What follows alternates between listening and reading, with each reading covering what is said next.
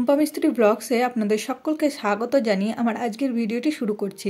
রুম্পা রান্নাঘরের আজকের রেসিপিটি রয়েছে শুক্তো রেসিপি, সম্পূর্ণ ভিন্ন ধরনের একটি রেসিপি।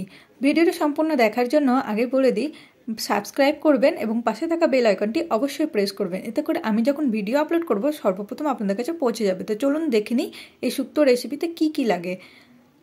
যে সমস্ত সবজিগুলো লাগে সেগুলো কিন্তু আমি এখানে বেশ লম্বা লম্বা করে কেটে নিয়েছি, আর সবগুলো একই পরিমাণ কেটেছি।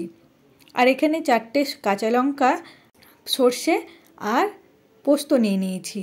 আর এই সব উপকরণ আমি এখন পাটাতে নিয়ে নেব, আর পাটাতে দিয়ে সবগুলো একবারে মিক্স করে বেটে নেব। আপনারা মিক্সার গ্রাইন্ডারেও মিক্স করতে পারেন। কড়া গরম হয়ে গেছে, এবার কড়াতে তেল দিয়ে দেব। আর তেল গরম হলেই কিন্তু আমি এর মধ্যে সর্বপ্রথম বড়িগুলো ভেজে নেব। আর বড়িগুলো ঠিক যখন ব্রাউন হয়ে আসবে সে সময় কিন্তু আমি তুলে নেব।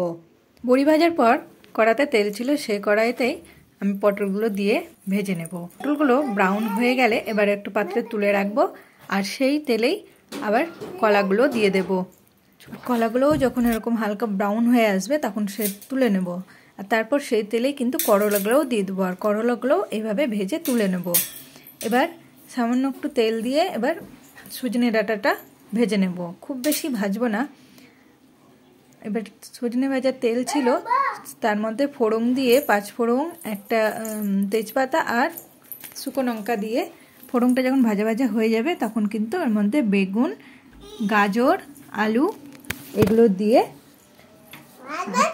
নাড়তে থাকবো আর সামান্য লবণ। এই সবজিগুলো ভাজা ভাজা হয়ে গেলে এবার বাকি সবজিগুলো এর মধ্যে দিয়ে দেব।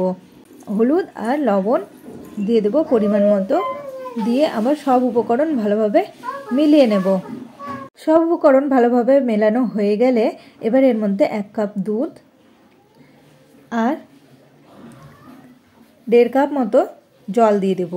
এখানে চাইলে আপনারা কিন্তু সম্পূর্ণ পদ্ধতিটা দুধ দিয়েই করতে পারেন। এবার সব উপকরণ ভালোভাবে মিলিয়ে নেব, নিয়ে এবার এটা একটু ঢাকা দিয়ে সেদ্ধ হতে দেব। ফিরছি 5 মিনিট বাদে, আর দেখুন সবজিগুলো ঠিক কী পদ্ধতিতে রয়েছে। সবগুলো সবজি কিন্তু বেশ ভালোভাবে সেদ্ধ হয়ে গেছে।